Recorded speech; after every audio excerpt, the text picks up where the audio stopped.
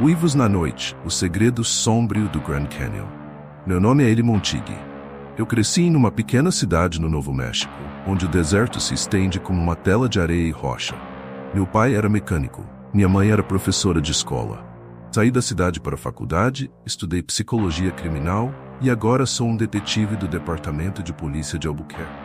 Coisa engraçada, embora eu nunca tenha pensado que faria isso.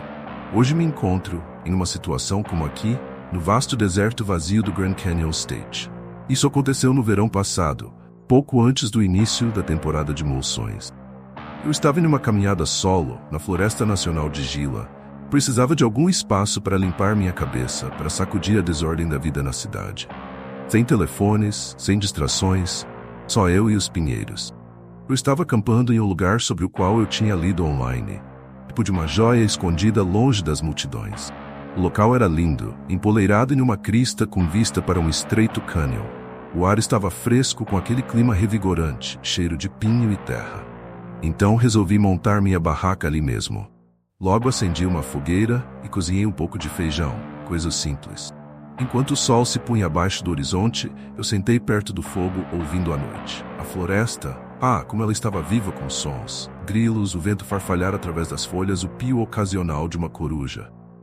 Apesar de ter um bom livro comigo, não tive vontade de ler, pois estava cansado demais. Em vez disso, comecei a observar as estrelas aparecendo uma por uma, como sempre fazem quando você está longe das luzes da cidade. Por volta da meia-noite foi quando eu ouvi algo. Um barulho diferente de tudo que eu já tinha ouvido aqui.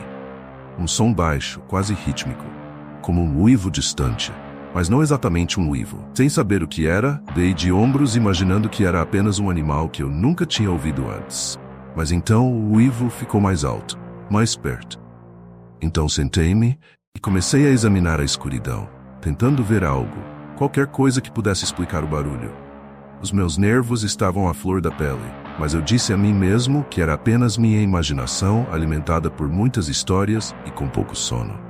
Decidi verificar minha barraca para ter certeza de que tudo estava seguro. Enquanto fechava o zíper logo na entrada, notei o luar refletindo em algo brilhante no chão. Um pedaço de metal torcido e dobrado, parecia que estava ali há algum tempo, meio enterrado na terra. Eu peguei, virando-o em minhas mãos. Era uma coleira de cachorro. Uma etiqueta velha e desgastada gravada com um nome que não reconheci. Lennox Clark. O nome soou como um sino, como algo que eu tinha ouvido de passagem. Os cabelos da minha nuca se arrepiaram dessa forma. Eu tive a sensação de que não era apenas um pedaço de lixo aleatório. Então, o uivo parou. Silêncio completo. Foi quando me esforcei para ouvir alguma coisa, mas não havia nada.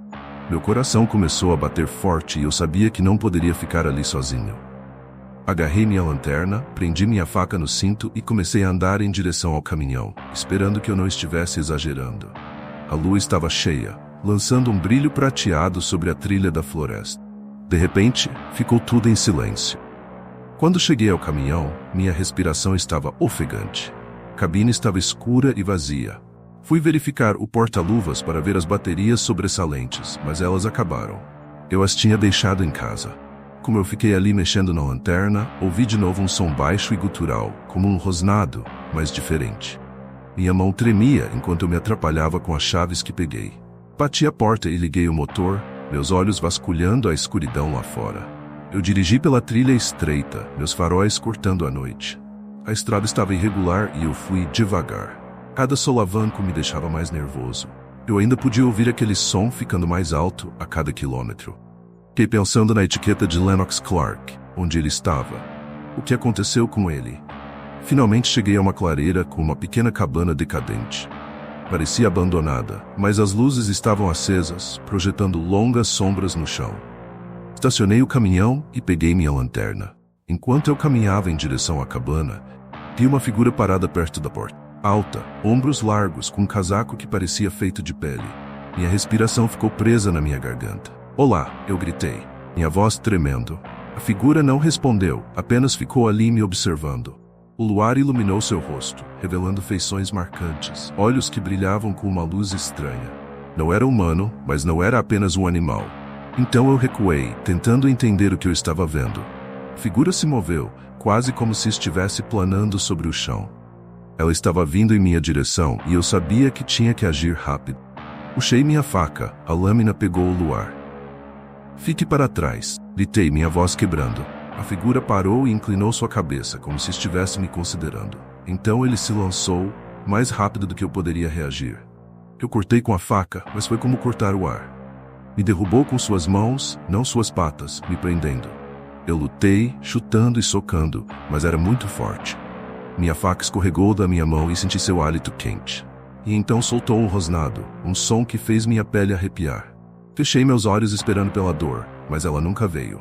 Em vez disso, ouvi um grito agudo e humano cortando a noite. Então ele saiu de cima do meu peito e me arrastei.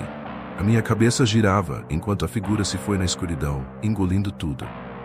Corri para a cabana, minhas pernas bombeando, minha respiração entrando em suspiros. Por dentro, então, encontrei Lennox Clark e sua irmã. Percebi mais tarde que seu rosto estava congelado de terror. Suas roupas estavam rasgadas, sangue manchando o chão. Ela ainda estava viva, mas não havia nada que eu pudesse fazer. Eu segurei sua mão e disse que sentia muito, mas as palavras eram inúteis. O gabinete do xerife me encontrou pela manhã, sentado na varanda, minhas roupas cobertas de sangue e sujeira.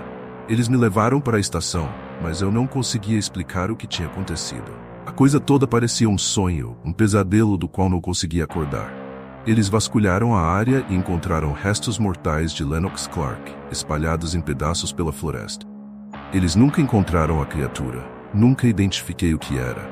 Eles chamaram de ataque de animal selvagem, mas eu sabia melhor. Eu vi o que eu vi. Floresta ficou diferente depois disso, mais quieta. Voltei para a cidade, mas as memórias nunca me deixaram. Alguns meses depois, recebi uma ligação de um morador local do jornal. Eles tinham uma foto borrada de uma figura na floresta tirada por um caminhante que estava lá poucos dias antes. O rosto era obscurecido, mas eu sabia que era o mesmo. Os mesmos olhos, a mesma fome. Eu mantenho a etiqueta de cachorro na minha mesa agora, como um lembrete do que aconteceu. Às vezes, quando o vento está certo, ainda posso ouvir aquele uivo ecoando pelos canyons. Não sei o que era, e eu não sei se ainda existe, mas sei que nunca mais serei o mesmo e nem a floresta. Eu não conto essa história com frequência. Não é o tipo de coisa que você traga à tona em festa. Mas se você se encontrar lá fora, no meio do nada, com o vento uivando e a noite se aproximando, lembre-se disso. Algumas coisas são melhores deixadas imperturbáveis. E assim, chegamos ao fim desta inquietante jornada. Esperamos que você tenha apreciado esta viagem ao mundo do desconhecido e do assustador. Se você gostou deste vídeo, não se esqueça de deixar seu like e de se inscrever no canal para mais histórias de arrepiar. Ative as notificações para não perder nossos próximos contos sombrios. E deixe nos comentários suas sugestões de histórias ou lendas que gostaria de ver por aqui.